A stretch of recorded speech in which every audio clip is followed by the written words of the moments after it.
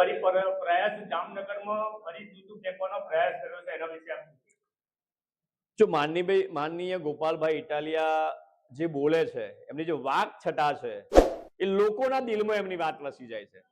અને પેલું એક કહેવત તો છે જ કે ગામ હોય તો ઉકેડો હોય, કેટલાક લોકો નાખુશ પણ હોય, પરંતુ આટલી બધી પાર્ટીઓને પરમિશન મળી આમ આદમી પાર્ટીના જે આગેવાનો ઉપર હુમલા શા માટે થાય છે?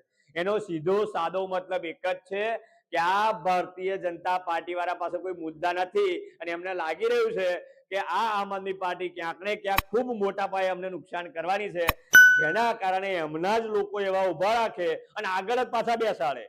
અને જ્યારે ગોપાલભાઈ ઉભા થાય એટલે પાછું જૂતું ફેંકવાની તૈયારીઓ કરે. પરંતુ જૂતું ફેંકશે એવા કેટલાય ક્રાંતિકારીઓ ઉપર આગામી સમયમાં ગત રોજ એવા હુમલાઓ પણ થયા છે, પણ એવા હુમલાઓથી ડરવાવાળા અમે લોકો છે નહીં. અંદર એક આગ છે, એક જનૂન છે અને લોકો માટેનું જનૂન છે. એ જનૂન આવનારા સમયમાં બતાવીશું મજબૂતાઈથી. આ આણંદ જિલ્લામાં પણ બધાને ખબર પડી જશે શું છે એમ.